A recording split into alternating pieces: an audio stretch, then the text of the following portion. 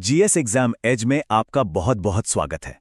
आज हम बात करने वाले हैं भारतीय इतिहास के 29 सालों की, जिन्होंने एक हिंसक और नाकाम विद्रोह को एक संगठित राजनीतिक आंदोलन में बदल दिया। चलिए इस दिलचस्प सफर को शुरू करते हैं। तो आज हम इस कहानी को 4 हिस्सों में समझेंगे। सबसे पहले 1857 के विद्रोह के नतीजों पर नजर डालेंगे, फिर देखेंगे कि कैसे नए नए आइडियाज सामने आए।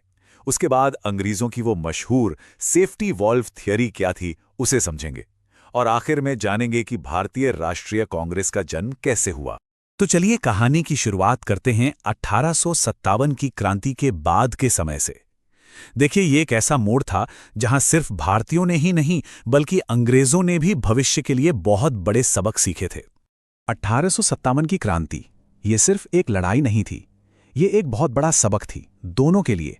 अंग्रेजों को ये साफ साफ समझ आ गया कि भारतीयों का गुस्सा बहुत गहरा है और उसे हल्के में नहीं लिया जा सकता। वहीं दूसरी तरफ भारतीयों को भी एक कड़वी सच्चाई का एहसास हुआ कि सिर्फ हिम्मत और हथियार से जंग नहीं जीती जा सकती। जब तक एक संगठन ना हो, एक साझा नेतृत्व ना हो, तब तक कामयाबी मिलना नामुमकिन है। इस विद्रोह का असर बहुत बड़ा हुआ। सबसे पहले तो ईस्ट इंडिया कंपनी का राज हमेशा के लिए खत्म हो गया। अब भारत पर सीधा कंट्रोल था ब्रिटिश क्राउन का, यानी ब्रिटेन की महारानी का। गवर्नर जनरल का पद हटाकर वाइसरॉय का पद लाया गया, और अपनी पकड़ को और मजबूत करने के लिए अंग्रेजों ने फूट डालो और राज करो की नीति को और भी ज्यादा जोर शोर से लागू करना शुरू कर दिया। अब कहानी में एक बहुत ही दिलचस्प मोड़ आता है। लड़ाई का मैदान बदल रहा था। अब तलवारों की जगह आप कह सकते हैं कलम ने ले ली थी। विरोध का तरीका बदल रहा था। अब लड़ाई शिक्षा, आर्थिक तर्कों और अखबारों के जरिए लड़ी जा रही थी। कलकत्ता, बंबई और मद्रास जैसी जगहों पर नई यूनिवर्सिटीज खुली। इससे एक नया पढ़ा लिखा भारतीय मध्यवर्ग तैयार हुआ। ये कौन लोग थे?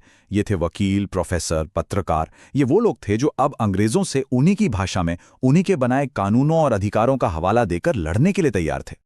और इसी दौर में एक ऐसा आइडिया सामने आया जिसने अंग्रेजों की नींव हिला दी। ये था दादा भाई नौरोजी का ड्रेन ऑफ वेल्थ सिद्धांत। पहली बार किसी ने आंकड़ों और सबूतों के साथ ये बताया कि कैसे अंग्रेज सिस्टमैटिकली, यानी एक योजना के तहत, भारत का पैसा और संसाधन लूटकर ब्रिटेन ले जा रहे हैं। इस एक लाइन ने सब कुछ बदल दिया। लोगों को ये समझ आने लगा कि भारत की गरीबी कोई कुदरती आफत नहीं है, बल्कि ये अंग्रेजों की बनाई हुई नीतियों का सीधा सीधा नतीजा है। अब विरोध सिर्फ भावनात्मक नहीं बल्कि तर्क और तथ्यों पर आधारित हो गया था। इसी माहौल में अमृत बाजार पत्रिका, द हिंदू, केसरी जैसे अखबारों ने लोगों को जगाने और जोड़ने का काम किया। पूना सार्वजनिक सभा और इंडियन एसोसिएशन जैसे कई छोटे छोटे राजनीतिक संगठन भी बने। लेकिन एक बहुत बड़ी कमी थी, ये सब अलग अलग थे, बिखरे हुए थे। कोई एक ऐसा प्लेटफॉर्म नहीं था जो पूरे भारत की आवाज बन सके। तो भाई, एक तरफ भारतीय जागरूक हो रहे थे, लेकिन दूसरी तरफ अंग्रेज क्या सोच रहे थे? क्या वो चुपचाप ये सब देख रहे थे? बिल्कुल नहीं, वो भी अपनी रणनीति बना रहे थे। अब कहानी में एंट्री होती है एक retired British officer A.O. Hume की। ह्यूम ने पूरे भारत का दौरा किया और वो इस नतीजे पर पहुंचे कि लोगों में, चाहे वो किसान हो या पढ़े लिखे लोग, गुस्सा उबल रहा है। उन्हें यह डर सताने लगा कि कहीं 1857 से भी बड़ा कोई विद्रोह ना हो जाए। तो ह्यूम का लॉजिक बहुत सिंपल था। उन्होंने सोचा, ये जो गुस्सा है ये एक प्रेशर कुकर की भाप की तरह है। अगर इसे निकलने का कोई रास्ता, कोई सेफ्टी वॉल नहीं दिया गया तो ये कुकर फट जाएगा। इसलिए उन्होंने एक आइडिया दिया, क्यों ना एक ऐसा प्लेटफॉर्म बनाया जाए जो अंग्रेजों के कंट्रोल में हो, जहां भारतीय अपनी भड़ास निकाल सकें और एक बड़ा धमाका होने से बच जाए। और बस यहीं से सारी कड़ियां जुड़ने लगती हैं। एक तरफ भारतीयों को एक राष्ट्रीय मंच की जरूरत थी और दूसरी तरफ अंग्रेजों को एक सेफ्टी वाल्व चाहिए था। और इन्हीं दोनों वजहों से जन्म हुआ उस संगठन का जिसने भारत का इतिहास हमेशा के लिए बदल दिया। इस नंबर को याद रखिएगा, 72। 1885 में पूरे देश से सिर्फ 72 लोग बंबई में इकट्ठा हुए थे। सोचिए, बस 72 लोगों ने भारत के पहले राष्ट्रीय राजनीतिक संगठन की नींव रखी। ये शुरुआत भले ही छोटी थी, लेकिन इसका अंजाम बहुत बड़ा होने वाला था। तो चलिए फटाफट से कुछ जरूरी फैक्ट्स देख लेते हैं। साल था 1885। जगह थी बंबई का गोकुलदास तेजपाल संस्कृत कॉलेज। कुल प्रतिनिधि थे 72 और इसके पहले अध्यक्ष बने WC बनर्जी।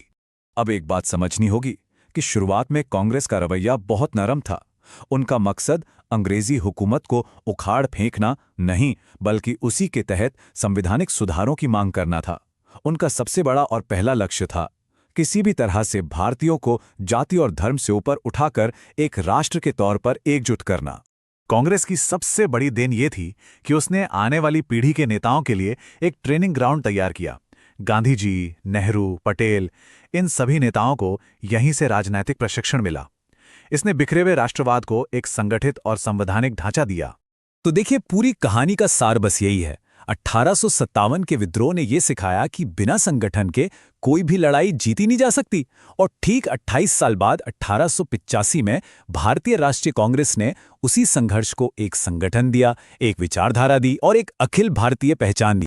तो सवाल आखिर में यही बचता है कि कांग्रेस क्या थी? क्या ये अंग्रेजों का बनाया हुआ एक सेफ्टी वाल्व थी, या फिर ये उस वक्त की सबसे बड़ी भारतीय जरूरत थी? सच शायद इन दोनों के कहीं बीच में छिपा है। इस विश्लेषण को देखने के लिए आपका बहुत बहुत धन्यवाद। अगर आपको ये वीडियो पसंद आया हो तो इसे लाइक करें, शेयर करें और चैनल को सब्सक्राइब करना बिल्कुल ना भूलें। मिलते हैं अगले वीडियो में।